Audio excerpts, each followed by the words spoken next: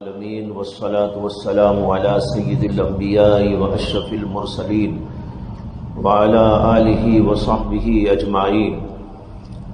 أما بعد، فقد قال الله تبارك وتعالى: أعوذ بالله من الشيطان الرجيم، بسم الله الرحمن الرحيم. إن الذين قالوا ربنا الله ثم استقاموا تتنزل عليهم الملائكة ألا تخافوا ولا تحزنوا وأبشروا بالجنة التي كنتم توعدون. آپ حضرات کو یاد ہوگا کہ گزشتہ مجلس میں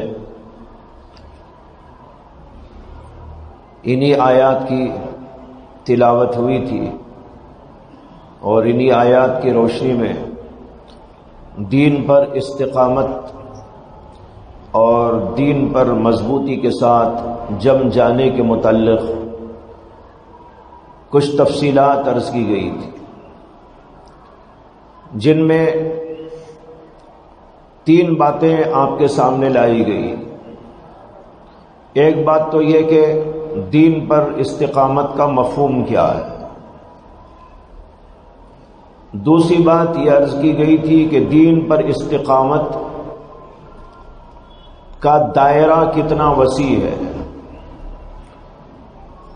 عقائد میں بھی دین پر استقامت چاہیے، ظاہری اعمال میں بھی چاہیے، باطنی اعمال میں بھی چاہیے، پھر ظاہری اعمال میں سے فرائض میں بھی چاہیے، نوافل میں بھی چاہیے. اسی طرح باطنی اعمال کے اندر بھی جو اہم اور انتہائی فرض درجے کی چیزیں ہیں اس میں بھی چاہیے، جو اس سے کم درجے کی چیزیں ہیں اس کے اندر بھی استقامت چاہیے.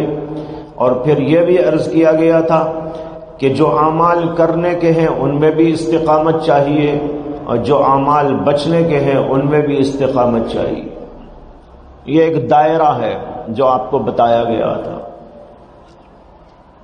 یعنی پورے دین اور اس کے تمام شعبوں کے اندر آدمی کو استقامت پیدا کرنے کی کوشش کرنی چاہیے. اور استقامت کا مفہوم بتایا تھا کہ استقامت کیا ہے؟ جم جانا، کھڑے ہو جانا، یعنی ٹھیک طور پر قائم ہو جانا اور اسے کمال درجے تک پہنچا دینا. اس کے اندر کوئی خامی اور کوئی کھوٹ اور کوئی نقص اور کوئی عیب باقی نہ رہے، اس کی جد و جہد میں لگ جانا، یہ ہے استقامت کا مفہوم. اور آخر میں تیسری بات میں نے عرض کی تھی کہ استقامت کیسے پیدا ہوتی ہے اور استقامت پیدا کرنے کے لیے کن امور کی ضرورت ہے. اس سے متعلق جو باتیں گزشتہ بار میں نے عرض کی تھی وہ بہت اختصار کے ساتھ عرض کی تھی. بالکل اخیر میں ایک میں نے کہا تھا ذکر کا اہتمام، اور دوسری بات یہ عرض کی تھی کہ اہل استقامت کی صحبت یہ بھی اہم. تو اختصار کے ساتھ بالکل اخیر میں یہ باتیں آپ کے سامنے لائی گئی. لیکن آج تھوڑی سی وضاحت اور اس سلسلے میں کچھ تفصیل عرض کرنے کا خیال، اس لیے کہ بہت لوگ یہ سوال کرتے ہیں کہ ہمارے اندر استقامت نہیں ہے. استقامت کی فضیلت بھی معلوم اور استقامت کا دائرہ بھی معلوم. اتنی بات تو تقریباً معلوم ہے. دائرے کی وسعت کا بیان جو میں نے کیا، اس میں ہو سکتا ہے کہ بعض لوگوں کو اس کا علم نہ تھا، لیکن اس کی وجہ سے باتیں سامنے آ گئی کہ بھئی اس دائرے میں بھی، اس دائرے میں بھی، اس دائرے میں بھی، تمام چیزوں کے اندر استقامت کی ضرورت ہے. لیکن سب سے اہم اور نہایت ضرورت کا سوال یہ ہے کہ استقامت کیسے پیدا ہوتی ہے. اس لیے کہ بہت سارے لوگ چاہتے تو ہیں کہ ہمارے اندر استقامت پیدا ہو جائے، لیکن پیدا نہیں ہوتی. پہلے دن جہاں تھا 10 سال کے بعد بھی وہیں کھڑا ہوا ہے، 5 سال کے بعد بھی وہیں کھڑا ہوا ہے۔ لہذا یہ سوال انتہائی اہم اور ضروری ہے کہ ہمارے اندر استقامت کس طرح پیدا ہو۔ اسی سے متعلق کچھ اہم باتیں بزرگوں کی بیان کردہ، نصیحت فرمودہ، وصیت فرمودہ آپ حضرات کے گوش گزار کروں۔ سب سے پہلی بات ذہن کے اندر یہ اچھی طرح لکھ لیجئے کہ استقامت پیدا ہونے کا طریقہ یہ ہے کہ گرتے پڑتے بہرحال کام میں لگا رہے۔ اگر کوئی آدمی چاہتا ہے کہ میں پہلے ہی دن بہت زیادہ ٹھیک ہو جاؤں، اس کی ایک خام خیالی ہے، یہ خیالست و محالست و جنون، یہ خیال ہے، محال بھی ہے، ایک قسم کا جنون ہے۔ جیسے ایک بچہ جب چلنا چاہتا ہے، چلنا شروع کرتا ہے تو وہ گرتا ہے،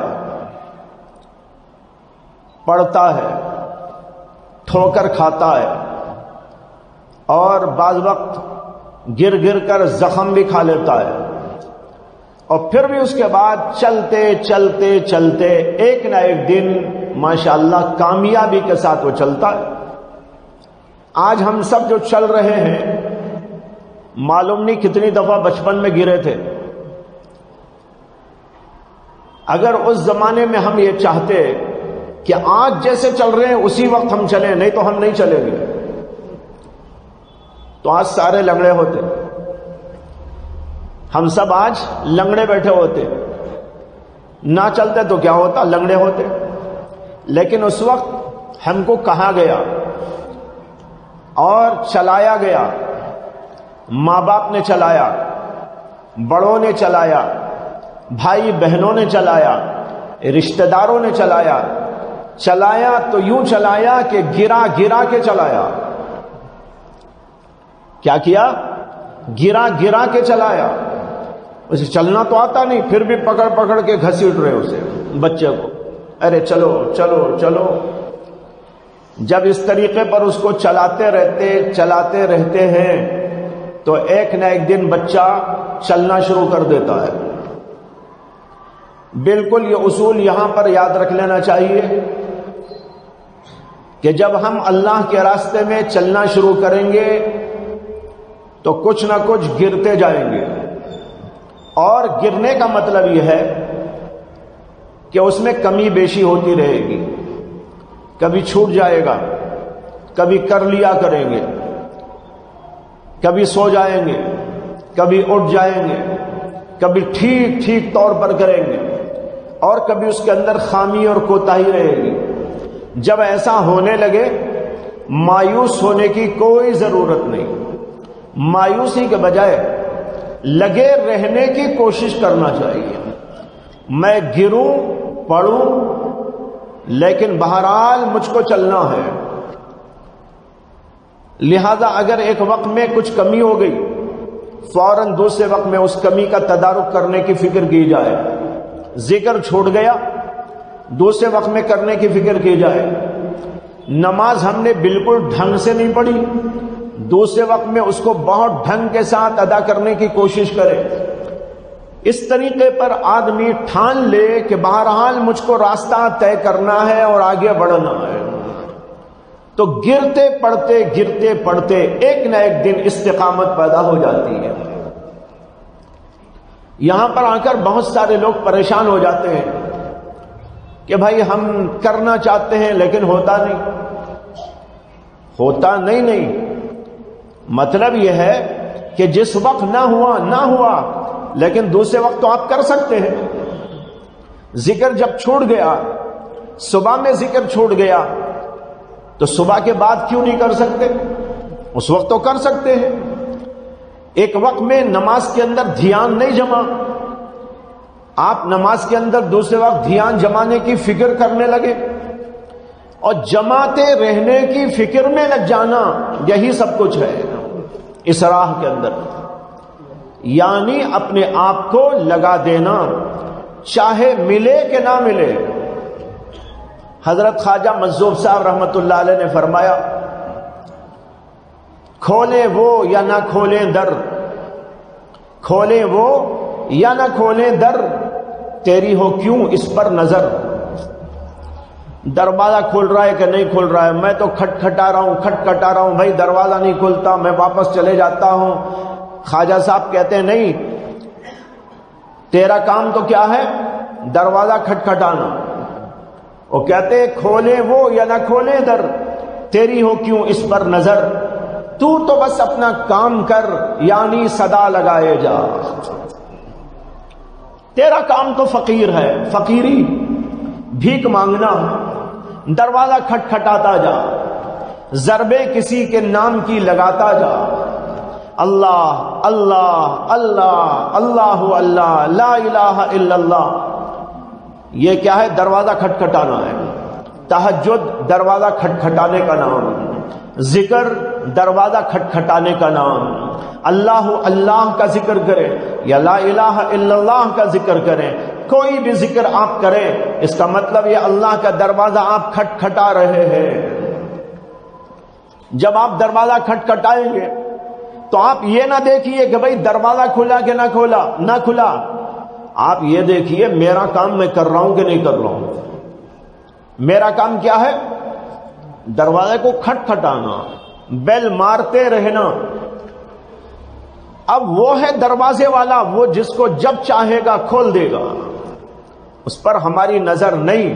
ہماری نظر تو ہمارے کام پر ہونی چاہیے. جب ہم لگاتار اللہ کے دروازے کو کھٹکھٹانے کا کام کرتے چلے جائیں گے تو ایک نہ ایک دن وہ دروازہ کھل جائے گا. مولانا روم نے یہاں پر ایک دو باتیں بڑی کام کی بتائی ہے، ذہن میں اس وقت آ گئی. ایک بات تو انہوں نے یہ بتائی ہے کہ جب آدمی دروازہ کھٹکھٹاتا ہے تو اسے مایوس نہیں ہونا چاہیے، بلکہ اللہ کے دروازے کو کھٹکھٹانے کا کام کرتا رہنا چاہیے. اس لیے کہ وہ دروازہ کبھی نہ کبھی ضرور کھلے گا. کب کھلے گا تو معلوم نہیں، لیکن جب کھلے گا تو پورا کھلے گا. مولانا روم کہتے ہیں کہ جب آدمی کسی کے دروازے کو کھٹکھٹاتا ہے تو ایسا نہیں ہوتا کہ ایک بار دروازہ کھٹکھٹاتے ہی تھوڑا سا کھلا ہو، پھر دوبارہ کھٹکھٹائیں تو اور تھوڑا کھل جائے، تیسری دفعہ ماریں تو اور تھوڑا کھل جائے، چوتھی دفعہ ماریں تو اور تھوڑا کھل جائے. ایسا نہیں ہوتا. جب آپ کسی کے بھی دروازے پر جا کر دروازہ مارتے ہیں تو اولاً یہ ہوتا ہے کہ دروازہ نہیں کھلتا. جب اندر سے آدمی آ کر کھولتا ہے تو پورا کھول دیتا ہے. مولانا روم کہتے ہیں اسی طرح اللہ کا دروازہ کھٹکھٹاتے جاؤ، ضربیں لگاتے جاؤ، ذکر کرتے جاؤ، تہجد پڑھتے جاؤ، اس سے دل لگاتے جاؤ. تم جب یہ کرتے رہو گے، ہو سکتا ہے کہ 1 سال نہیں کھلے گا دروازہ، ممکن ہے 2 سال نہیں کھلے گا دروازہ، چلو مان لیتے ہیں 5 سال نہیں کھلے گا دروازہ. ارے کبھی تو کبھی کھل جائے گا، اور جب کھلے گا تو تھوڑا نہیں کھلے گا، پورا کھل جائے گا. جب اللہ کا دروازہ پورا کھلے گا وہ اپنے شایان شان دل کے اندر انڈیل دے گا، اپنا نور ڈال دے گا، اپنی محبت ڈال دے گا، اپنی معرفت ڈال دے گا. اسی آدمی کا کام ہے دروازہ کھٹکھٹاتے جانا. اس میں کوتاہی انسان کو نہیں کرنا چاہیے. اور یہ دیکھ کر کہ بھئی آج نہیں ہوا، کل نہیں ہوا، میں صبح میں ایسا کر دیا تھا، شام میں ایسا کر دیا تھا، میں نے گناہ سے بچنا چاہا، میرے سے گناہ ہو گیا تھا.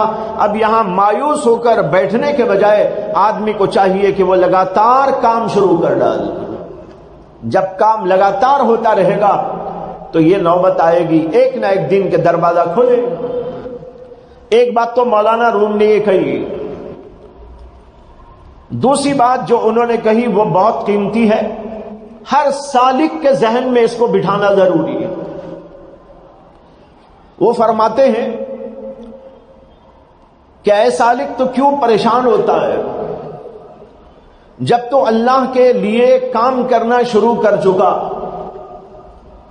تہجد پڑھنا شروع کر دیا، ذکر کرنا شروع کر ڈالا، اس کی محبت میں کام کرنا شروع کر ڈالا، تو تجھے مایوس نہیں ہونا چاہیے، یہ نہیں کہنا چاہیے کہ میں تو کر رہا ہوں مجھے حاصل کچھ نہیں ہو رہا ہے۔ بعض سالکین کہاں کرتے ہیں ہم 1 سال سے ذکر کر رہے ہیں، ہم اتنے سال سے فلاں کام کر رہے ہیں، لیکن بظاہر تو ہمیں حاصل کچھ بھی نہیں ہو رہا ہے، یہ کہہ کر مایوس ہو جاتے ہیں۔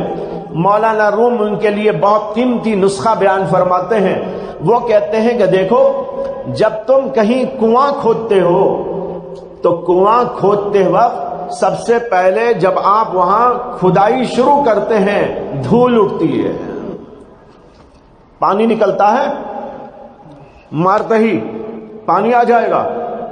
پانی نہیں آئے گا، دھول اٹھے گی، کپڑے خراب ہوں گے، آنکھوں میں پڑ جائے گی، آنکھیں ملتے رہیں گے، آس پاس کے سارے لوگ وہ بھی پریشان ہوں گے، وہ مٹی اور دھول ناک میں گھستی رہے گی، منہ میں گھستی چلی جائے گی، ذرا ٹھسکا بھی لگ جائے گا، کھانسی بھی پیدا ہو جائے گی۔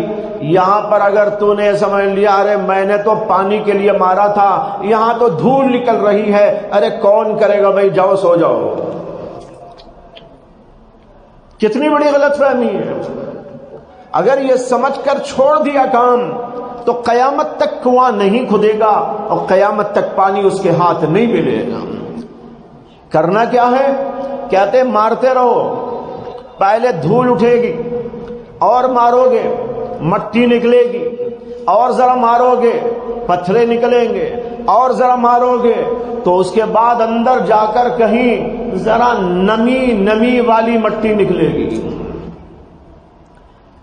نمی والی مٹی آتے ہی یہ کھدائی کرنے والے کیا کہتے ہیں؟ ارے ہائے بھائی پانی یہاں، بولتے نہیں بولتے؟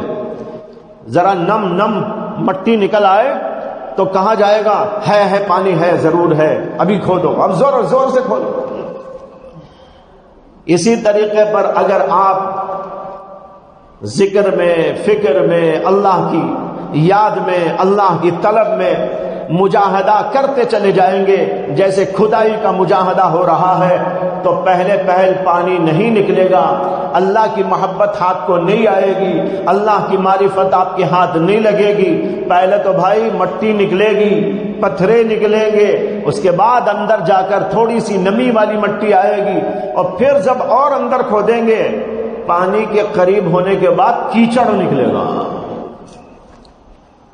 اب کوئی بے وقوف کیچڑ کو دیکھ کر سمجھے ارے کیچڑ نکل رہا بھائی، چلو یہاں کون نکلے گا، یہاں کیا کرنا ہے، تو پھر تو اسے پانی نہیں ملنے کا۔ وہ کیچڑ خود دلیل ہے یہاں پانی موجود ہے، تو پانی کے قریب ہو گیا۔ مولانا کہتے ہیں اور کھودو، اس کے بعد پھر اندر جا کر چشمہ ملے گا اور فوارہ اٹھے گا اور سارے لوگوں کو وہاں کے سیراب کر ڈالے گا۔ بالکل اسی طریقے پر اللہ کے بندو جب اللہ کے راستے میں چلو گے، مجاہدہ کرو گے، تو وہاں پر تمہیں پہلے تو مٹی ہی دکھے گی، بظاہر کچھ نہیں آ رہا ہے، لیکن مایوسی نہیں۔ اسی لیے یہاں پر شیخ کی ضرورت پڑتی ہے۔ جو آدمی خود ہی کچھ کرتا ہے، کچھ حاصل نہیں ہوتا تو مایوس ہو کے چلا جاتا ہے، اور اگر اس کا شیخ ہوتا ہے اسے کہتا ہے ارے مارو بھائی مارو، ملے کہ نہ ملے۔ ایک لوگ کہتے ہیں دل نہیں لگ رہا ہے، شیخ کہتا ہے دل لگے کہ نہ لگے کرو ذکر۔ وہ کہتا ہے کہ مجھے بیزار ہو رہا ہے، شیخ کہتا ہے مارو، ضربے لگاؤ، جیسے وہاں ضربے لگا رہے ہیں یہاں دل پہ ضربے لگاؤ۔ اب وہ سمجھتا ہے کہ بھائی شیخ صاحب کیا بول رہے ہیں، مارو مارو مارو مارو، حاصل تو کچھ بھی نہیں ہو رہا، لیکن شیخ کو معلوم ہے کہ کتنا مارنے کے بعد اندر پانی نکلتا ہے، اسے معلوم ہے کتنا مارنے کے بعد اندر پانی نکلتا ہے، وہ کہتا ہے نکلنے دو مٹی نکلے گی، نکلنے دو پتھرے نکلیں گے، نکلنے دو دھول اٹھے گی، ارے اٹھنے دو کچھ بھی ہو، لیکن تم تو اپنا کام کرو، کھولے وہ یا نہ کھولے در، تجھے تیری ہو کیوں اس پر نظر، تو بس اپنا کام کر، یعنی صدا لگائے جا، یہاں جو ہے پھوڑے لگائے جا، صدا لگائے جا، پھوڑے لگائے جا، تیرا کام تو اتنا ہے تو کرتا چلا جا، ایک نہ ایک دن پانی نکلے گا، اور نکلے گا تو زبردست پانی نکلے گا۔ دنیا میں تو کبھی نکلتا بھی ہے کبھی نہیں نکلتا، لیکن خدا کے ہاں جب آپ چشمہ لینے کے جائیں گے وہاں چشمہ معرفت ضرور مل کے رہے گا، وہاں ایسا نہیں ہو سکتا کہ کسی کو ملے کہ کسی کو نہ ملے۔ تو بھائیو، سب سے پہلا اصول ہے کہ اپنے آپ کو کام میں لگا دینا ہے، کبھی گر جائیں کبھی پڑ جائیں، کبھی کچھ ہو جائے کبھی کچھ ہو جائے، لیکن آپ سنبھلتے رہیں کرتے رہیں، سنبھلتے رہیں کرتے رہیں۔ جب اس طریقے پر آپ کام میں لگے رہیں گے تو انشاءاللہ ایک نہ ایک دن منزل مقصود مل کے رہتی ہے۔ یہی استقامت، جتنے اہل اللہ گزرے ہیں اور ان کے اندر جو استقامت نظر آتی ہے، وہ استقامت اسی بات کا نتیجہ ہے کہ انہوں نے اپنے مشائخ کی تعلیم و تربیت سے کام میں اپنے آپ کو لگا دیا۔ جب کام کرتے رہے ایک نہ ایک دن اللہ نے ان کو اہل استقامت کے اندر داخل فرما دیا۔ گناہوں سے بچنے کا بھی یہی اصول ہے، جیسے نیکی کرنے کے بارے میں ابھی عرض کی آپ کے سامنے، بالکل اسی طریقے پر گناہوں سے بچنے کی استقامت بھی ہے۔ بعض لوگ کہتے ہیں کہ ہم توبہ کرتے ہیں اور گناہ پھر ہو جاتا ہے، پھر ہم عہد کرتے ہیں لیکن چند دنوں تک اس پر باقی رہتے ہیں، پھر گناہ ہو جاتا ہے اور پھر مصیبت آ جاتی ہے۔ یہاں بھی مایوسی کے شکار ہوتے ہیں، لیکن یہاں بھی یہی اصول ہے کہ اگر گناہ ہوا توبہ کرو، اور توبہ واقعی توبہ کیا ہے؟ دل میں ندامت، پشیمانی، اللہ کے سامنے گڑ گڑا، آئندہ نہ کرنے کا عزم کر لو۔ جب اس طرح پشیمان ہو کر بندہ اللہ کے جناب میں آ کر توبہ کرتا ہے، معافی مانگتا ہے، آئندہ نہ کرنے کا عزم کرتا ہے، تو یہ اس کی توبہ ہو گئی۔ اب جب توبہ ہو گئی تو گناہ معاف ہو گیا۔ اب ہو سکتا ہے کہ 15 دن 20 دن 1 مہینہ 2 مہینہ اس کے اوپر قائم رہے، پھر ٹوٹ گئی توبہ۔ اب کیا کرنا ہے؟ پھر وہی کام کرنا ہے۔ 3 مہینے کے بعد ٹوٹ گئی توبہ، پھر وہی کام کرنا ہے۔ 1 سال کے بعد ٹوٹ گئی توبہ، پھر وہی کام کرنا ہے۔ یہاں پر ایک نقطے کی بات عرض کرتا ہوں کہ جو آدمی فوراً استغفار اور توبہ کر لیتا ہے، پہل تو ایسا ہوگا کہ روز گناہ کرتا تھا، توبہ کے بعد اتنا ہوگا 2-4 دن تو کم از کم سنبھل جائے گا۔ کیا یہ اللہ کی عنایت نہیں ہے؟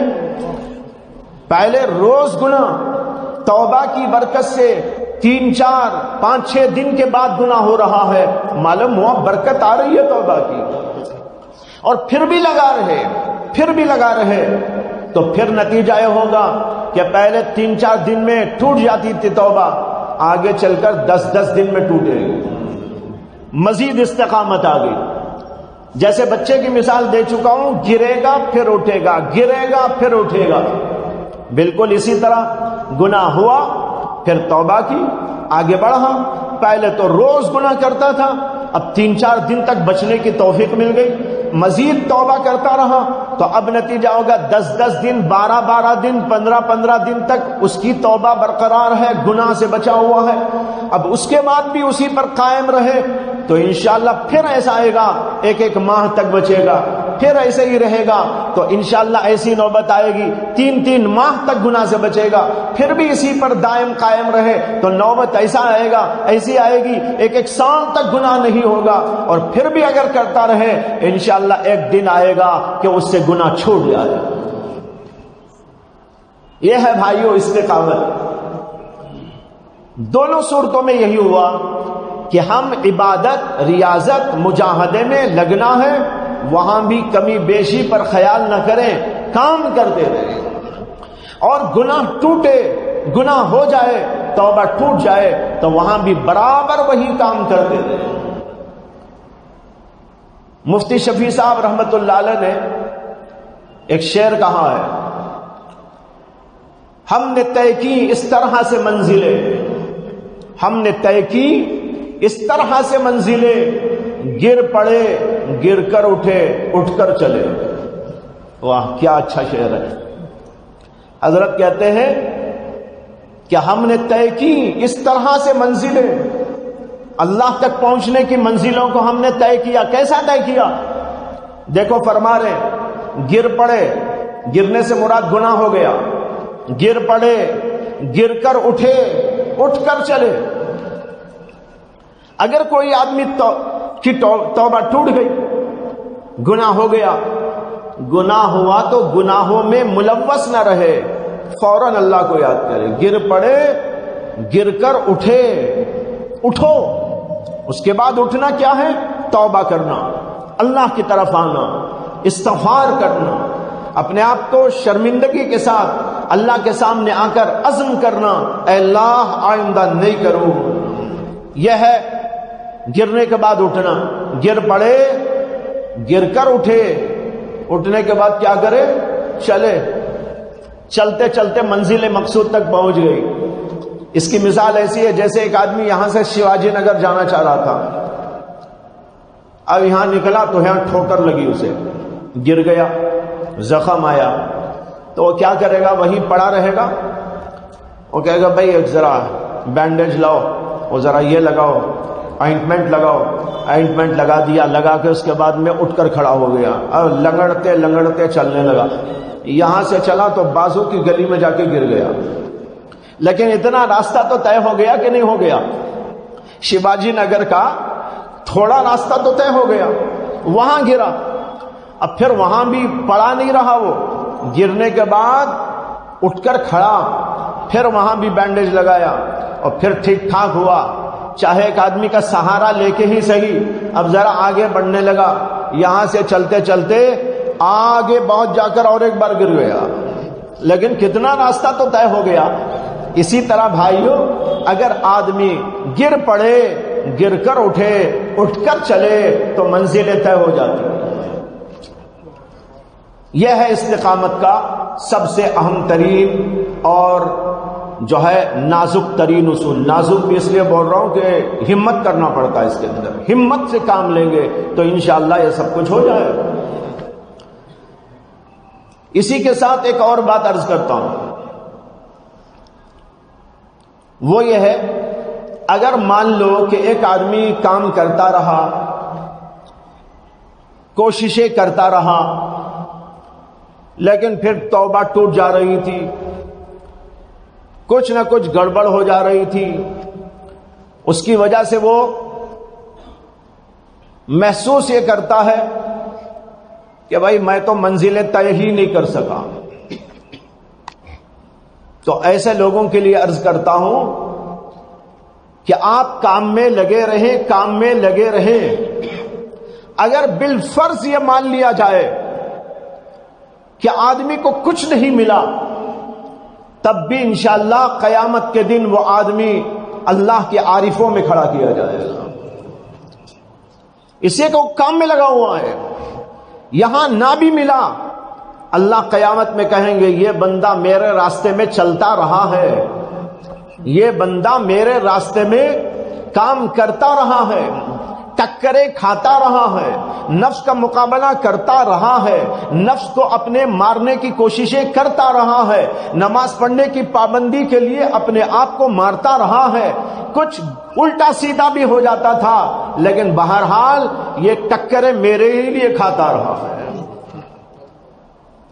اللہ کہیں گے اس کو بھی لے جاؤ، شامل کر دو انہی لوگوں میں جن لوگوں کو کہا گیا فادخلی فی عبادی وادخلی جنتی، میرے بندوں میں داخل ہو جاؤ، میری جنت میں داخل ہو جاؤ۔ تو بہرحال مایوس ہونے کی کوئی ضرورت نہیں ہے، کام کرنے کی ضرورت ہے، اور کام کرنے کے لیے وہ اصول ہے جو بتا دیا، گرتے پڑتے کام کرتے رہو، مزہ آیا تو بھی کرو، نہ مزہ آیا تو بھی کرو، جی لگے تو بھی کرو، جی نہ لگے تو بھی کرو، اور ایک وقت میں چھوٹ جائے تو دوسرے وقت میں اس کا تدارک کرو، اگر کچھ کمی ہو جائے تو اس کمی کو دوسرے طریقے سے پورے کرنے کی کوشش کرتے رہو۔ اس طریقے پر بہرحال کام میں انسان لگا رہے تو ایک نہ ایک دن منزل مقصود اس کو ملتی ہے اور استقامت انشاءاللہ حاصل ہو جاتی ہے۔ دوسرا کام جس سے استقامت پیدا ہوتی ہے وہ یہ ہے کہ روز روز توبہ کا ایک معمول بنا، روز توبہ کا۔ حدیث میں آتا ہے کہ نبی اکرم صلی اللہ علیہ وسلم فرماتے ہیں، انی اتوب الی اللہ 100 مرہ، میں اللہ کی جناب میں 100 بار روزانہ توبہ کرتا ہوں۔ 100 بار اللہ کے نبی صلی اللہ علیہ وسلم توبہ کر رہے ہیں۔ اس میں ہم کو اور آپ کو ہدایت دی گئی ہے، ہم کو اور آپ کو سکھایا گیا ہے کہ تم توبہ کرتے رہو، برابر لگے رہو، صبح میں شام میں کسی نہ کسی وقت اللہ کی جناب میں آ کر توبہ کرو۔ جب آدمی توبہ کرتا ہے تو توبہ کے نتیجے میں استقامت ملتی ہے، جیسے کہ ابھی میں سمجھا چکا ہوں آپ کو۔ پہلے گرے گا، جلدی جلدی گرے گا، بعد میں دیر دیر سے گرے گا، اس کے بعد اور دیر سے گرے گا، پھر اس کے بعد اور دیر سے گرے گا، ایک زمانہ آئے گا کہ گرے گا ہی نہیں۔ یہ توبہ کی توفیق ہے، توبہ کی برکت ہے، اس لیے روز توبہ کا معمول بنا لیں۔ 2 رکعت نماز توبہ پڑھیں، عشاء کے بعد پڑھ لیں، فجر کے بعد پڑھ لیں، فجر سے پہلے پڑھ لیں یا کسی اور وقت میں پڑھ لیں۔ روز 2 رکعت نماز توبہ پڑھنے کے بعد اللہ سے گڑ گڑا کر کہے کہ اے اللہ میرے تمام گناہوں کو معاف کر دیجئے، میری بدبختیوں کو معاف کر دیجئے، میری کمزوریوں کو معاف کر دیجئے، میرے اندر کی برائیوں کو معاف کر دیجئے۔ اللہ سے گڑ گڑا کر معافی چاہتے رہیں، انشاءاللہ اس کی برکت ایسی ہوگی کہ استقامت نصیب ہو۔ تیسرا کام، اللہ تعالیٰ سے دعا مانگنا، یعنی استقامت کی دعا، اس لیے کہ اللہ کے سوا استقامت کون دے سکتا ہے؟ لہذا اللہ سے روزانہ چاہے 5 نمازوں میں مانگو یا کسی نہ کسی وقت کے اندر مانگو، برابر اللہ سے مانگتے رہو، اے اللہ مجھے استقامت عطا فرما، میں تیرے دین پر جمنا چاہتا ہوں، میں گناہوں سے بچنا چاہتا ہوں، میں نیکیاں کرنا چاہتا ہوں، نفس و شیطان میرے پیچھے لگے ہوئے ہیں، اے اللہ یہ مجھے چکما دیتے رہتے ہیں، اے اللہ آپ مجھے بچا لیجئے اور مجھے استقامت عطا فرما دیجئے۔ برابر اللہ سے گڑ گڑا کر مانگتے رہیں۔ اسے کے بعد سب کو معلوم ہے جو بھی ملتا ہے اللہ کے ہاں سے ملتا ہے۔ کھانا کہاں سے ملتا ہے؟ اللہ کے دربار سے۔ پانی کہاں سے ملتا ہے؟ اللہ کے دربار سے۔ اور چیزیں کہاں سے ملتی ہیں؟ اللہ کے دربار سے۔ یہ استقامت بھی ملے گی تو اللہ ہی کے دربار سے ملے گی، کہیں اور سے نہیں ملے گی۔ اور اللہ چاہتے بھی ہیں کہ بندے میرے سے مانگے۔ حدیث میں آتا ہے کہ نبی اکرم صلی اللہ علیہ وسلم کی بڑی کثرت کے ساتھ یہ دعا ہوتی تھی، ثبت قلبی علی دینک۔ حضرت عائشہ صدیقہ فرماتی ہیں کہ اللہ کے نبی صلی اللہ علیہ وسلم کی جو دعا بڑی کثرت کے ساتھ ہوتی تھی، یہ دعا تھی، اللہم ثبت قلبی علی دینک، اے اللہ میرے دل کو تیرے دین پر جما دے۔ یہی استقامت تو ہے۔ اللہ کے نبی استقامت کی دعا مانگتے تھے، اور حضرت عائشہ کہتی ہے کہ کثرت کے ساتھ دعا مانگتے تھے۔ کوئی وقت ایسا نہیں ہوتا تھا نمازوں کے بعد یا کسی اور وقت کہ اللہ کے نبی صلی اللہ علیہ وسلم میں دعا نہ کرتے ہوں۔ معلوم ہوا کہ اس کا بہت اہتمام کرنا چاہیے کہ اللہ تبارک و تعالی سے ہم استقامت مانگتے رہیں۔ کتنی باتیں ہوئی؟ 3 باتیں ہوئی۔ چوتھی بات، اہل استقامت کی صحبت اور ان سے استفادہ۔ بعض لوگ صحبت کا مفہوم نہیں سمجھتے۔ صحبت کا معنی صرف بیٹھ کے چلا جانا نہیں ہے۔ صحبت پانے کا مطلب ہے معلومات کرنا، اپنی اصلاح کی باتیں پوچھنا، اپنے حالات کو سنانا اور اس سلسلے میں مشورہ کرنا اور لینا، اور پھر یہ بتانا کہ میں نے یہ کیا تو کیا ہوا، میں نے نہیں کیا تو کیا نتیجہ نکلا۔ یہ باتیں بیان کرنا اور نتیجہ لیتے رہنا، اس کو کہتے ہیں صحبت۔ یہ بھی صحبت ہے کہ کبھی آ کر بزرگوں کے پاس بیٹھ کے چلے گئے، لیکن کامل استفادہ یہ نہیں ہے، بات پوری اس سے حاصل نہیں ہوتی ہے۔ پوری اس وقت حاصل ہوتی ہے جبکہ آدمی محتاج سمجھ کر اہل استقامت کی خدمت میں جائے۔ آج کے زمانے میں بہت افسوسناک صورتحال یہ ہے کہ اہل دین کی صحبت سے اکثر بیشتر لوگ محروم ہیں۔ میں نے کل عرض کیا تھا مدرسے میں کہ علماء کو اگر مثال کے طور پر بیماری آ جائے، وہ ہاسپٹل جاتے ہیں نہیں جاتے؟ ڈاکٹر صاحب کے پاس کلینک کو جاتے ہیں کہ نہیں جاتے؟ جاتے ہیں۔ پیٹ میں درد ہو گیا، سر میں درد ہو گیا، یا اور کوئی بیماری آ گئی اور کوئی پریشانی لاحق ہو گئی، تو بڑے سے بڑا عالم، بڑے سے بڑا فاضل، محدث زمان، فقیہ دوراں، سب جاتے ہیں ڈاکٹروں کے پاس۔ ہاسپٹلوں میں آپ جائیں گے، عوام بھی ملیں گے، علماء بھی ملیں گے، مشائخ بھی ملیں گے، ہر طبقے کے لوگ وہاں آپ کو ملیں گے۔ لیکن بھائی، اہل دین کی مجلسوں میں، اہل دین کی صحبت پانے والوں کے لیے مدارس کے اندر اور ایسی جگہوں پر، خانقاہوں میں، آپ نے دیکھا ہے ڈاکٹر صاحبوں کو، بیرسٹروں کو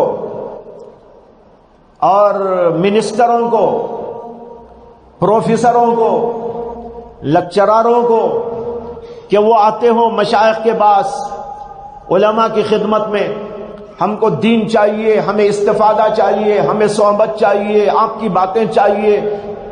عالم تو ان کے پاس جاتا ہے لیکن وہ علماء کے پاس نہیں آتے۔ مشائخ تو علاج کرانے ہاسپٹلوں کو جاتے ہیں، ڈاکٹروں کے پاس جاتے ہیں، لیکن مشائخ کے پاس ڈاکٹر نہیں آتے۔ بیرسٹروں کے پاس ضرورت پڑ جائے عالم بھی جائے گا، فاضل بھی جائے گا، لیکن بیرسٹر عالموں کے پاس میں نہیں آتا۔ اسی طریقے پر یہ جتنے ہیں پڑھے لکھے لوگ اور پڑھے لکھوں کے علاوہ حضرات جہلا بھی، یہ حضرات جہلا ہیں نا، وہ ان سے بھی بڑے ہیں، اسے کہ وہ نہ پڑھ کر اتنے بڑے ہو جاتے ہیں کہ پڑھ کر بھی کوئی بڑا نہیں ہوتا۔ اس لیے وہ تو سمجھتے ہیں ہمیں کہیں جانے کی ضرورت نہیں، نہ قرآن پڑھنے کے لیے، نہ حدیث جاننے کے لیے، نہ مسائل کی تحقیق کے لیے، نہ اپنی اصلاح کے لیے۔ یہ صورتحال ہے۔ تو میں یہ عرض کرنا تھا کہ عمومی فضا یہ ہے کہ اہل دین کی معیت، صحبت اور ان سے استفادے کا دروازہ اس وقت میں بالکل بند ہے، اس لیے کہ لوگوں کو اس کی طرف کوئی توجہ نہیں، اس کی کوئی اہمیت نہیں۔ اب میں آپ کو یہ سمجھانا چاہتا ہوں کہ ایک آدمی کو بیماری آ جائے تو اسے ڈاکٹر کی صحبت چاہیے، ہے نا؟ اسی طریقے پر ایک آدمی انجینئر بننا چاہے تو اسے انجینئر کی صحبت چاہیے۔ ایک آدمی اگر بیرسٹر بننا چاہتا ہو تو اسے بیرسٹروں کی صحبت چاہیے۔ یہاں صحبت کا معنی کیا ہے مجھے بتاؤ؟ ایک آدمی کو بیماری آ گئی، اس نے کہا بھائی ڈاکٹر کی صحبت سے بیماری جاتی ہے۔ اسے ایک ڈاکٹر صاحب بیٹھے تھے، ان کے پاس جا کے بڑے ادب سے بیٹھ گیا، سر جھکا کے ڈاکٹر صاحب کے پاس بڑے ادب سے بیٹھ گیا۔ روزانہ جاتا، 1 گھنٹہ ڈاکٹر صاحب کے پاس میں ادب کے ساتھ بیٹھ کر آ جاتا تھا، لیکن ہارٹ کی بیماری گئی ہی نہیں۔ کیسا جاتی؟ جانے کا سوال بھی کیا۔ ایک صاحب کو انجینئر بننے کا شوق ہو گیا تو اس نے سوچا کہ بھائی انجینئر بننے کے لیے انجینئروں کی صحبت ضروری ہے، تو ایک انجینئر اپنا کام میں لگا ہوا تھا، وہ جا کر اس کی صحبت میں بیٹھنے لگا۔ بیٹھا بیٹھا بیٹھا لیکن مٹی بھی نہیں آئی۔ بیٹھا تو مکان تو کیا بنانا آتا، مٹی بھی ہاتھ کو نہیں لگی۔ ارے بھائیو، یہاں پر سمجھو صحبت پانے کا مطلب کیا ہوتا ہے۔ بیماری کے ازالے کے لیے ڈاکٹر کی صحبت ضروری ہے کا مطلب یہ ہے ڈاکٹر کو دکھاؤ میری یہ بیماری ہے، اس کا علاج کیا ہے، پھر وہ جو بولے اس کے مطابق عمل کرو، تب جا کر اس کی صحبت کارآمد ہوگی۔ ایک آدمی انجینئر بننا چاہتا ہے، انجینئر کی صحبت سے اس کو یہ میسر آئے گا، لیکن انجینئر کی صحبت کا مطلب کیا ہے؟ اس سے جا کر انجینئری کا فن حاصل کرو، یہ ہے صحبت پانے کا مطلب۔ ہر فن میں یہی ضروری ہے۔ لہذا مشائخ کے بعد اہل استقامت کے ساتھ، اہل دین کے ساتھ بیٹھنا اٹھنا، اس کا مطلب بھی یہی ہے کہ ان کے پاس جانا آنا استفادے کی غرض سے ہو اور اس لحاظ سے ہو کہ ان سے اپنے حالات سنا کر، مسائل پوچھ کر، دین کو معلوم کر کے اس کے مطابق عمل کرنے کی کوشش کرے، طریقے معلوم کریں اور اس کے مطابق زندگی کرنے کی کوشش کریں۔ جب اس طریقے پر ہوگا تب جا کر صحبت اہل اللہ فائدہ مند ہوتی ہے۔ اگر ایسا نہیں ہوا صرف بیٹھ کے چلے گئے، اس کا بھی ایک اثر ہے، میں اس کا انکار نہیں کرتا، میں شروع میں کہہ چکا ہوں ہے اس کا اثر، لیکن کامل اثر وہ نہیں ہے۔ کامل اثر کا مطلب یہی ہے کہ اس طرح استفادہ کیا جائے، اعتقاد و انقیاد، اطلاع و اتباع۔ شیخ کی صحبت میں جانے آنے اور استفادہ کرنے کا مطلب یہ ہے، ایک ہو اعتقاد اور ایک ہو انقیاد اور ایک ہو اطلاع اور ایک ہو اتباع۔ اعتقاد کے معنی حسن عقیدت رکھتا ہو، شیخ سے عقیدت ہو، بزرگوں سے عقیدت ہو، ان کی محبت ہو، پہلا اصول یہ۔ انقیاد کا معنی ہوتا ہے قبول کرنا، یعنی ان کو قبول کرے کہ یہ میری اصلاح کے لیے کارآمد ہے۔ تو اعتقاد بھی رکھے اور اعتقاد کے ساتھ یہ سمجھے کہ میری اصلاح کے لیے، مجھے ٹھیک راہ پہ لگانے کے لیے یہ میرے لیے بہت اچھے ہیں، ان کو قبول کر لے، یہ انقیاد ہے۔ انقیاد کے بعد آ کے خالی بیٹھ کے جانا نہیں ہے، اطلاع و اتباع، اطلاع کرے حضرت میرے اندر یہ بیماری ہے، مجھے یہ روگ لگ گیا، میرے اندر دنیا کی محبت آ گئی ہے، میرے اندر تکبر کا خناس بھرا ہوا ہے، میرے اندر بے صبری کی فضا آ گئی ہے، میرے اندر ناشکری کی بیماری پیدا ہو گئی ہے، میرے اندر خدا سے تعلق معلوم ہی نہیں ہوتا ہے، نمازوں میں میرا جی لگتا ہی نہیں ہے، نماز میں کھڑے ہوتا ہوں دنیا بھر کے خیالات آ کے گھیر لیتے ہیں، غصہ انتہا کو پہنچا ہوا ہے، ناک پہ چڑھا رہتا ہے، آسمان پہ میں پہنچ جایا کرتا ہوں، زمین پہ رہنے کا میرا اصول ہی نہیں ہے، میرا اصول یہ ہے کہ میں ہمیشہ عرش پہ رہتا ہوں۔ یہ ساری بیماریاں ہیں، سمجھ میں آیا؟ تو آدمی اپنے شیخ کو بتائے یہ ہے میرا حال، یہ ہے میرا زندگی کا نظام۔ جب شیخ کو اطلاع کرے گا اسے بتایا جائے گا کہ بھائی اس بیماری کے لیے آپ یہ کیجئے، کچھ اجمالی جو ہے علاج بھی ہوتے ہیں، کچھ تفصیلی علاج بھی ہوتے ہیں، اس کو بتایا جائے گا۔ اور پھر جب وہ اطلاع کر دیا، شیخ نے بتا دیا، تب اس کے بعد کام ہے اتباع۔ اطلاع وہ اتباع کرے اس کی،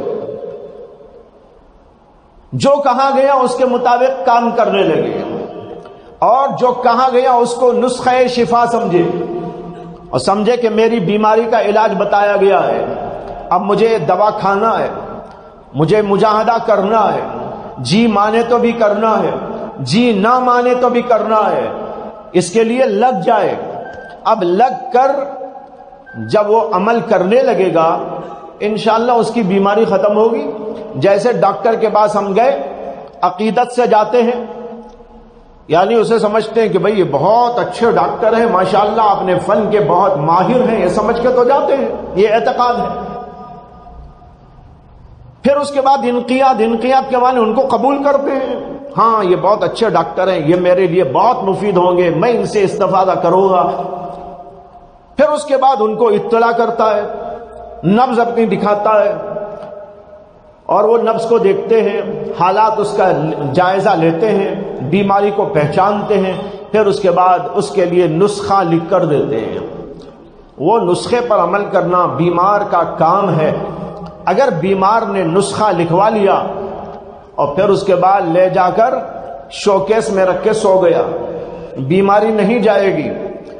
بیماری جائے گی کب؟ جب شیخ کے پاس جانے کے بعد اطلاع کرے، اطلاع کے بعد جو نسخہ دیا جائے اس نسخے پر عمل کرنے کی بھرپور کوشش کی جائے۔ جب وہ کرے گا تب جا کر شفا ہوگی، اگر نہیں کرے گا تو محض ڈاکٹر کے پاس جانے آنے سے بیماری کبھی نہیں جاتی۔ یہ بے وقوفی ہے، یاد رکھو۔ کیا ہے؟ بے وقوفی ہے۔ میں ایک بات عرض کروں آپ کو، یہ جتنے مشائخ ہیں نا دنیا میں، بڑے بڑے مشائخ ہیں ماشاءاللہ، ہیں، تھے بھی،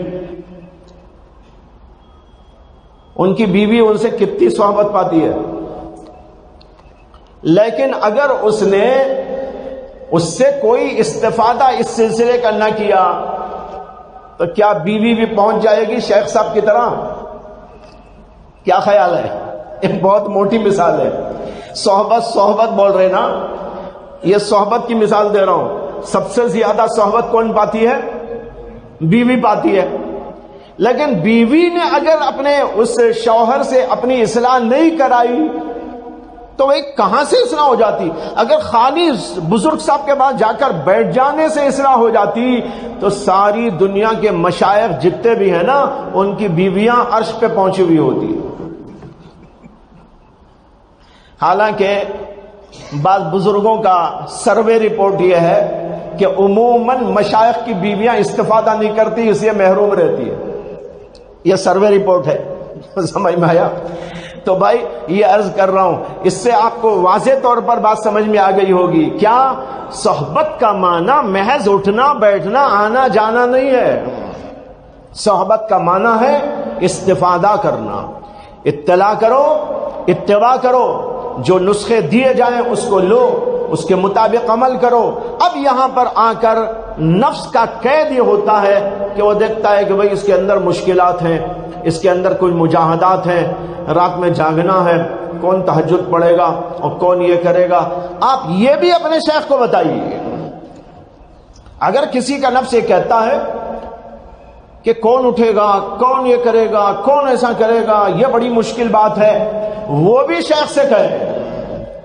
یہ ایسا ہے جیسے ایک مریض کسی ڈاکٹر کے پاس میں گیا، ڈاکٹر صاحب نے ایک نسخہ لکھ کے دیا، جو ٹیبلٹ یا کیپسول یا انجیکشن لکھ کے دیا وہ بہت قیمتی تھا۔ ایک انجیکشن کی قیمت جو ہے نا 5000 روپے کا۔ اب وہ بیچارہ غریب آدمی، وہ لا کر معلوم کیا تو اس کو بتایا گیا کہ 5000 روپے، اس کے جیب میں تو 5000 ہے ہی نہیں۔ وہ بیچارہ تو 5000 روپے پورے مہینے کے لیے استعمال کرتا ہے، ایک انجیکشن پہ کہاں ڈال دے گا؟ تو اب وہ کیا کرے گا؟ واپس جائے گا نا ڈاکٹر کے پاس، ڈاکٹر سے کہے گا ڈاکٹر صاحب آپ نے دوا دی تھی، میں گیا تھا، یہ 5000 روپے بتایا جا رہا ہے، میں تو اتنا قابل نہیں ہوں، ذرا کوئی دوسرا انجیکشن لکھ دیجئے، ذرا قیمتی نہ ہو، ذرا سستے والا۔ لکھا تھا نا وہ دوسرا بھی ہوتا ہے۔ یہ دوائیوں میں بہت ایسا ہے، سستا انجیکشن بھی ہے، مہنگا انجیکشن بھی ہے، سستی دوا بھی ہے، مہنگی دوا بھی ہے، کام دونوں کا وہی ہوتا ہے۔ جیسے یہاں اسی طرح آپ اپنے شیخ سے بولیے کہ حضرت یہ جو مجاہدہ ہے یہ بڑا قیمتی مجاہدہ ہے، یہ آپ جیسے لوگ کر سکتے ہیں، میں بڑا غریب آدمی ہوں، یہ مجاہدہ میرے سے نہیں ہو سکتا، لہذا ذرا سستے والا مجاہدہ دیجئے مجھے۔ جی وہ کوئی سستا مجاہدہ بھی آپ کو کرائیں گے۔ حضرت مولانا خلیل احمد صاحب محدث سہارنپوری رحمت اللہ علیہ کے ایک مرید تھے، وہ بہت بڑے عالم تھے، بہت بڑے عالم تھے۔ حضرت نے ان کو کچھ وظائف دیے، یہ پڑھنا ہے، یہ کرنا ہے، وہ کرنا ہے، ایسا کرنا ہے، ویسا کرنا ہے۔ اور وہ جو عالم تھے وہ احادیث پڑھاتے تھے، فقہ پڑھاتے تھے، تفسیر پڑھاتے تھے، دن بھر کی مشغولی تھی ان کی۔ جب انہوں نے حضرت سے نسخہ لیا تو ان سے چل نہیں پایا، اسے کہ اتنے کاموں کے ساتھ یہ پڑھانا وہ پڑھانا، اس کا مطالعہ کرنا، تحقیق کرنا، پھر اس کے بعد میں جا کر طلباء کے سامنے بیان کرنا، یہ بہت بڑی ذمہ داری ہوتی ہے، معمولی ذمہ داری نہیں ہے۔ اس ذمہ داری کے ساتھ اتنا سارا مجاہدہ ان کے بس کا نہیں تھا۔ انہوں نے حضرت سے عرض کیا کہ حضرت یہ اتنے مجاہدات جو آپ نے ارشاد فرمائے ہیں، میرے اتنے کام ہیں، اس کے ساتھ میں کام کر نہیں پا رہا ہوں۔ حضرت نے کہا آپ کیا کیا کرتے ہیں وہ مجھے لکھ کر دکھاؤ۔ انہوں نے کہا میں حدیث پڑھاتا ہوں اتنے گھنٹے، فقہ پڑھاتا ہوں اتنے گھنٹے، تفسیر پڑھاتا ہوں اتنے گھنٹے، یہ کرتا ہوں اتنے گھنٹے۔ حضرت نے فرمایا کہ ہاں بھائی اتنا سارا آپ کرتے ہوئے یہ تو کر نہیں سکتے، دوسرا نسخہ آپ کو بتاتا ہوں۔ اب جو نسخہ بتایا وہ ایسا حیرت انگیز تھا، آپ بھی سنیں گے تو تعجب کے پڑ جائیں گے۔ حضرت نے فرمایا وہ جو کچھ میں نے دیا تھا اس میں سے بس تھوڑا تھوڑا کر لیا کرو، باقی سب چھوڑ دو، اور جو کام آپ کر رہے ہیں وہی کرو، البتہ ایک کام اس کے اندر ملا لو، جب بھی سبق پڑھانے جاؤ اللہ کی محبت کی نیت کر لیا کرو، بس کافی ہے۔ دیکھ رہے ہیں آپ سارے مجاہدات ختم کرا دیے، کہاں یہی کرو، حدیث پڑھاؤ، تفسیر پڑھاؤ، فقہ پڑھاؤ، یہ پڑھاؤ وہ پڑھاؤ، اب سارا وقت اس میں آپ کا لگ رہا ہے۔ لیکن اب تک لگتا تھا نفس کے لیے لگتا تھا، اب ذرا اصلاح یوں کر لینا، اس کے اندر ایک چھوٹا سا جو ہے نا ڈراپ ڈال لینا۔ وہ ڈراپ کیا ہے؟ اللہ کی محبت کا ڈراپ، اللہ کے اخلاص کا ڈراپ۔ یہ ڈراپ ڈال کر اب جو پڑھاؤ گے وہ حدیث کا پڑھانا آپ کا مجاہدہ، تفسیر کا پڑھانا آپ کا مجاہدہ، اسی تفسیر کو پڑھاتے پڑھاتے آپ وہ سب منزلیں حاصل کر لیں گے جو ان مجاہدات کے ذریعے آپ کو ہونے والے ہیں۔ نسخہ بدل گیا۔ دیکھو یہ عرض کر رہا ہوں کہ جب ایسا ہو تو وہ بھی شیخ کو بتاؤ، جب شیخ کو بتائیں گے تو دوسرا نسخہ دے گا، اس کے بعد نسخوں کی کوئی کمی نہیں ہوا کرتی۔ بھائیو بزرگوں، یہ چند باتیں میں نے عرض کی آپ کے سامنے۔ استقامت اس طرح پیدا کی جاتی ہے جس کی کچھ تفصیلات آ گئی۔ پہلی بات میں نے عرض کی تھی کہ توبہ کریں، جو ہے کام میں لگے، دل مانے نہ مانے، جی چاہے نہ چاہے، گر جائیں، کبھی چھوٹ جائے، کبھی کچھ ہو جائے، اس کا تدارک کرتے کرتے کرتے آگے بڑھتے چلے جائیں۔ دوسری بات میں نے بتائی توبہ، تیسری بات میں نے بتائی دعا، چوتھی بات میں نے بتائی استفادہ من الشیخ، یعنی اہل دین اہل استقامت کی صحبت۔ اور صحبت کے مفہوم کو میں نے آج واضح کر دیا آپ کے سامنے، اسے کہ اس کے اندر بڑی غلط فہمیاں ہوتی رہتی ہیں لوگوں کو۔ صحبت کا معنی یہ ہوا کرتا ہے، اس طریقے پر اگر اہل دین کی اہل استقامت کی صحبت میسر آئی، انشاءاللہ ایک نہ ایک دن ضرور بالضرور منزل مقصود مل جائے گی۔ اور میں کہہ چکا ہوں اگر نہ بھی ملی تو کیا فکر کی بات ہے، اگر نہ بھی ملی کیا فکر کی بات ہے۔ چند دن پہلے ایک شعر پڑھا میں نے، ابھی ایک سفر میں گیا تو وہاں بھی سنایا۔ ایک عورت کا شعر ہے وہ، اس عورت نے دنیاوی عشق میں وہ کہا ہے، لیکن اس سے مجھے ایک بہت بڑا علم حاصل ہوا اللہ کے راستے کا، وہ آپ کو سناتا ہوں اور اس کی تشریح بھی کر دیتا ہوں۔ اس نے کہا کہ اس شرط پر کھیلوں گی، اس شرط پر کھیلوں گی پیا پیار کی بازی، اس شرط پر کھیلوں گی پیا پیار کی بازی، جیتوں تو تجھے پاؤں، ہاروں تو میں تیری۔ یہ تو اس نے دنیاوی عشق میں کہا ہے، یعنی اس شرط پر یہ ہم پیار والا معاملہ جو ہے ہار جیت کا کھیل کھیلیں گے، بازی لڑیں گے کہ اگر میری محنت کارگر ہو کر میں جیت گئی تو تم مجھ کو مل گیا، اگر نہیں پائی تو میں تجھ کو مل گئی، دونوں سلطوں میں تو کام بن گیا ہے نا۔ یہی بات یہاں پر رکھی ہے، یہ تو دنیاوی عشق کے بارے میں اس نے کہا، ہم کو اللہ کے عشق کے بارے میں یہی اصول یاد رکھنا ہے۔ ہم اللہ سے کہیں اللہ ہم آپ کے لیے محنت کریں گے، مجاہدہ کریں گے، قربانیاں دیں گے، رات میں اٹھا کریں گے، تیرے نام کی ضربیں لگایا کریں گے، تیرے عشق و محبت میں اپنا ہر کام ہر چیز نچھاور کر دیں گے، ہم یہ پیار کی بازی لگا دیں گے۔ اگر یہ پیار کی بازی لگاتے لگاتے، تہجد پڑھتے پڑھتے، ذکر کرتے کرتے، تیرے نام کی ضربیں لگاتے لگاتے میں جیت گیا تو خدا مجھ کو مل گیا، منزل مقصود حاصل ہو گئی۔ اگر نہیں ملا، میں تیری، اس نے کہا آپ کہیے میں تیرا، یعنی میں ہار گیا، اب میری ہر چیز آپ کی، میرا مجاہدہ، میرا ذکر، تو نہ ملا تو کیا ہے، میں تو ہار گیا تیرے سامنے۔ جب ہار گیا اور تج گیا اور سب کچھ قربان کر دیا، یہ بھی کیا کم خوش قسمتی کی بات ہے کہ اللہ کے لیے سب کچھ قربان کر جائے، خدا ملے کہ نہ ملے اپنے آپ کو قربان خدا پر کر دیا، تو کیا ایک کم فضیلت کی بات ہو سکتی ہے؟ ایک عورت دنیاوی عشق میں اتنی بڑی بات کہہ سکتی ہے، تو بھائیو اللہ کی محبت کا، اللہ کی محبت میں ایک عاشق اللہ سے یہ نہیں کہے تو کیا کہے، کہے کہ اللہ تو مجھے مل گیا تو مل گیا، نہ بھی ملا تب بھی میری ہر چیز تیرے اوپر قربان۔ یہ ہے اس کی شرح۔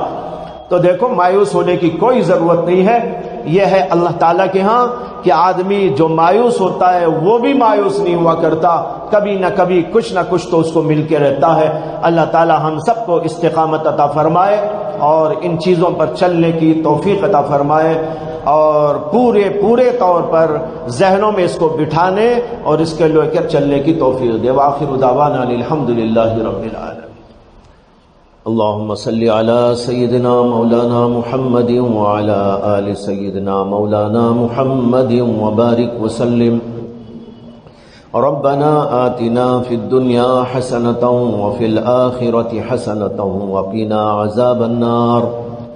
ربنا لا تزغ قلوبنا بعد إذ هديتنا وهب لنا من لدنك رحمة إنك أنت الوهاب۔ ربنا لا تجعلنا فتنة للقوم الظالمين ونجنا برحمتك من القوم الكافرين۔ ربنا لا تؤاخذنا إن نسينا أو أخطأنا، ربنا ولا تحمل علينا إصرا كما حملته على الذين من قبلنا، ربنا ولا تحملنا ما لا طاقة لنا به، واعف عنا واغفر لنا وارحمنا أنت مولانا فانصرنا على القوم الكافرين۔ سبحان ربك رب العزة عما يصفون وسلام على المرسلين والحمد لله رب العالمين۔